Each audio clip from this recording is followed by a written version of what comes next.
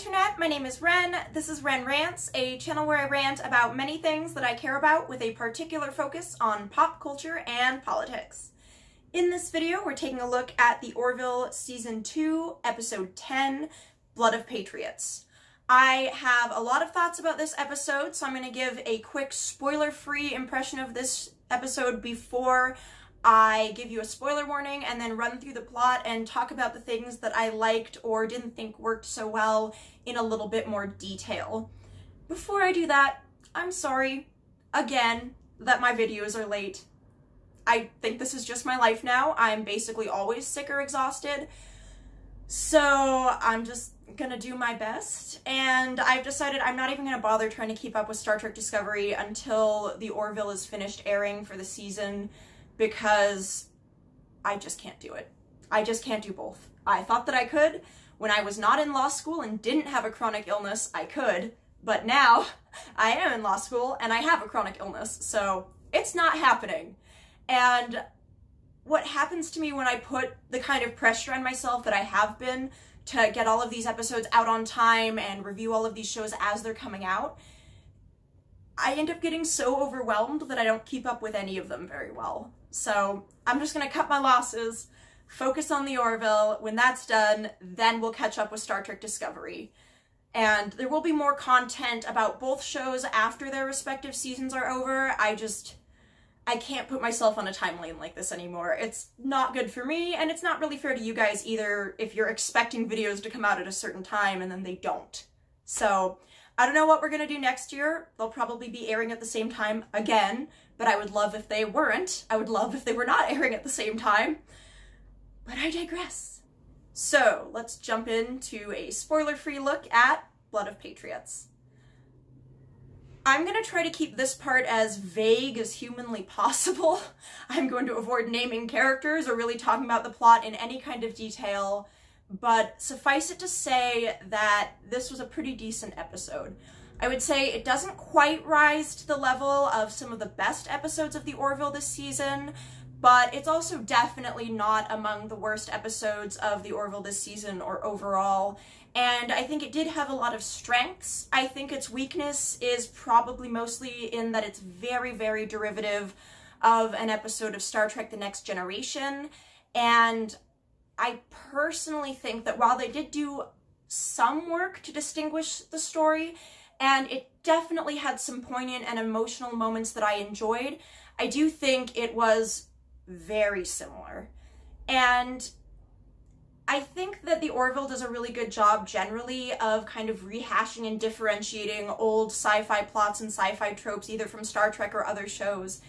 And so for me, I'm not too upset that every story isn't original for the Orville, because the show was originally supposed to be more of a parody, and then they decided to focus more on the drama because that's what people fell in love with.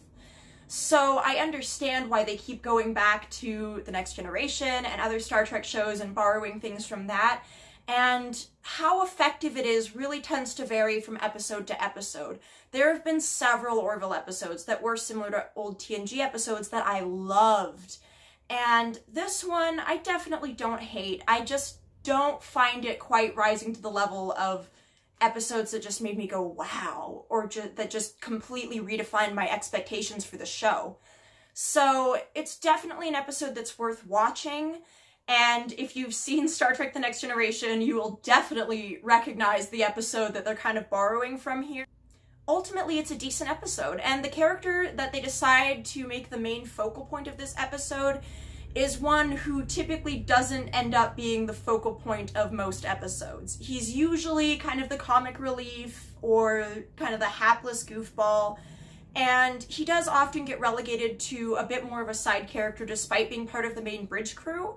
I don't know if I can think of an episode before this where he was really the focal point and his relationship was really the focal point, but in this episode, he is center stage. The episode is entirely about his relationship with an old friend who comes back aboard the Orville, and we see a lot of emotional development for his character in this episode, and I think it was really effective. but I do think there are some things that they could have done a little bit better. I think overall it's not quite as strong as it could be. And I think while they do try to differentiate themselves a little bit from the TNG episode that this is obviously based on, I do feel like they maybe don't quite differentiate themselves enough to really give me much that's new in terms of this episode. And also, I have to admit that when I think about the TNG episode, the performances in that episode overall were a little bit stronger in terms of how it made me feel. Like, this to me is based on one of the episodes that I remember most distinctly from the many times that I've watched through TNG. And so I think if you're gonna try to derive a story from an episode that's that emotionally strong, you really have to do the legwork to make the episode equally strong. So it's not their best work, but it's definitely not bad. I love the way it progresses the focal character forward and sort of integrates him even more with the rest of the crew. And I think that there were definitely some moments that either made me laugh or warmed my heart or made me sad. And so I think that this episode's definitely worth a watch. It's just not one of the best, and I wouldn't say it's unforgettable. Okay, so that's pretty much all I can say spoiler-free about this episode. I know this has been a little rambly so far. Let's go over a basic summary of the plot, and I'll talk about this episode in more detail. So this is your spoiler warning. If you've not seen the episode, I'd recommend watching it first, but I can't stop you. I'm not your dad. Probably. The overall story in this episode is basically that after the events that transpired in Identity Part 1 and Part 2, where the Union and the Krill joined forces to defend themselves against the Kaylon, an uneasy ceasefire is in place, and preliminary talks for a potential peace treaty are in their infant stages. So Ed is tasked with meeting with an ambassadorial detachment from the Krill to sign a document called a Lakvai, which basically is just an agreement that both parties are coming to the table in good faith in order to try and establish a peace treaty. They arrive at the rendezvous point to see what appears to be a Krill shuttle fleeing the ship that they are supposed to be meeting with, and the ship is firing on them. The fleeing shuttle hails them and requests emergency docking and crashes into the shuttle bay. When the crew of the Orville goes to investigate, Gordon Malloy instantly recognizes the man piloting the shuttle as Oren Channing, one of his friends from flight school. And he has apparently escaped from a Krill prison with his daughter Lena, and they basically request asylum aboard the Orville. The Krill are none too pleased about this and insist that he is returned to their custody because he has destroyed 4 Krill vessels, 3 of which were destroyed after the ceasefire. This obviously puts Ed in a pretty weird position because of his loyalties to Gordon and Gordon's loyalties to his friend Oren, but also Ed's loyalty to the Union and the Orville and the goal of a lasting peace that will save thousands, if not millions, of lives. So this episode's obviously very similar to the Next Generation episode, The Wounded. In that episode, we have kind of a similar story between the Federation and the Cardassians, where there's of course always been a pretty uneasy peace. But certainly not enough to defeat a Nebula-class starship. Sir, the Phoenix is firing on the... violating the treaty with the Cardassians. And he has a lot of baggage left over from the war with the Cardassians, including the loss of his family. And similarly to this episode of the Orville, he's an old friend and commander of... Hello, Captain. Good to see you again. How are you? I had no idea you were aboard the Enterprise. And it's a very, very, very similar story. They're trying to figure out what they're supposed to do now, where the loyalties are split, and there's a lot of struggle. We do not butcher women and children in their homes. Bury the worst feelings left over from war to try and move forward. You never had the chance to grow up. Create peace. So the overall plots of the episodes are very, very similar. I would say the biggest differences are the addition of Lena, who of course is not actually Channing's daughter, but is an alien species called the Enval, who have blood that can be weaponized upon contact with nitrogen. And they find this out when Alara decks her when she threatens her with a knife, because mostly mute, didn't submit to medical scan, so they just believed Oren when he said that it was his daughter Lena. But Oren later reveals that Lena did actually die in the same conflict that his wife died in. And it's very sad. You do feel bad for Oren and what he's been through. But it is undeniable that what he's doing will ultimately result in a greater loss of life. So Malloy basically comes up with a plan once he realizes what's going on to try and kind of catch him in the act so that they know how to proceed. And so he pretends to help Oren steal a shuttle, only for it to be revealed that he was, of course, loyal to the Union and the Orville all along. And he basically begs his friend to come back with him. But Oren is just so bitter and heartbroken about what happened that he thinks his only option is kamikaze suicide into the Krill ship. Of course, Gordon can't let that happen, so he destroys the console. Oren can't steer the shuttle into the other ship. And Oren sets the weapon to detonate. Again, Malloy begs him to put on a spacesuit and just jump away from the shuttle with him, but he refuses. So Gordon puts on the spacesuit and leaps out into space right before the shuttle explodes, and then he's grabbed up in a tractor beam by the Orville and brought back on board, and the Lakvi is signed, and those preliminary peace talks are potentially going forward. So I know that was kind of a rushed plot summary, and I definitely left out a lot, but I think at this point the episode's been out long enough that you guys don't really need me to tell you every little thing that happened, and I'm also so tired. So tired.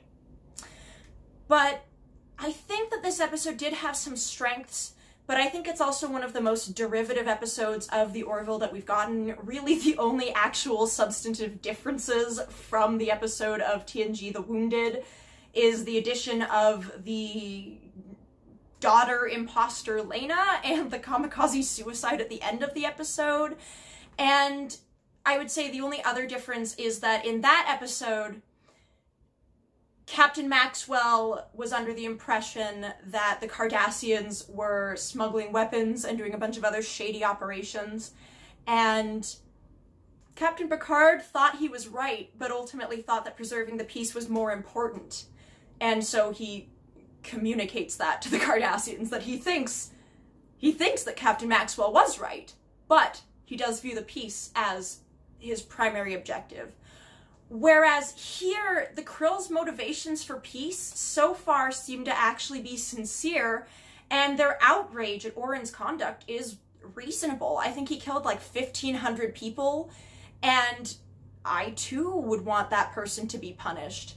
So there are a couple differences, and I think that it's a pretty strong episode, but I do think that ultimately it really is pretty much the exact same story, where you have a crewman who finds a friend from their past who's now doing something questionable and has to resolve the conflict within them between their loyalty to their friend and their loyalty to the objectives of the Federation, or in this case, the Union. So I think they could have done more to distinguish themselves. And I do think ultimately that the scenes that we got with Captain Maxwell in The Next Generation were so poignant and so powerful that it's really hard for me to think of this episode of The Orville on the same level. Like, the part where Captain Maxwell sings in The Wounded has stuck with me since I was like 5. You know, like, that is such a memorable moment in the show, and you just feel so many different feelings, and there's just so much nuance to how that story is told that I just don't think that The Orville, or really any other show, would be able to match it. I think that it's still an okay episode. I think they do distinguish themselves a little bit. I think it's nice that we get to focus on Gordon. I don't think that we've ever had an episode in the past that was primarily focused on Gordon. Like, we've had A or B or C plots that focused a little bit on Gordon, but I don't think we've ever really had an episode that pretty much was solely about him. I might be wrong, it's been a while since I've watched season 1, but I think that it's nice that we get to learn a little more about him and his friends and life before the Orville, and his convictions as a person and as a character. So I'm not disappointed in this episode. I didn't hate this episode or anything like that. I just think that there is so much more that they could have done with a similar idea that wasn't quite as derivative of The Wounded or any other episode of The Next Generation. So this episode did have some strengths, but I also think it had some weaknesses, and I think that there are more original directions that they could have gone for, and I sort of wish they had. But again, I wouldn't skip this episode. I wouldn't say I'll never watch this episode again. It definitely had some enjoyable moments, and it did have moments of emotional poignancy. And I really think the actor who plays Gordon is an excellent actor, actually. He really does manage to toe the line between comic relief and sensitivity pretty well, and I think his performance is probably one of the strongest parts of the episode. So that is my thoughts on Blood of Patriots. I am so sorry that this review is so late, but let me know what you thought about this episode in the comment section down below. Did you also see the similarity to The Wounded? Do you think that this episode did things more successfully or less successfully? Let me know. See you next time. Wiedersehen.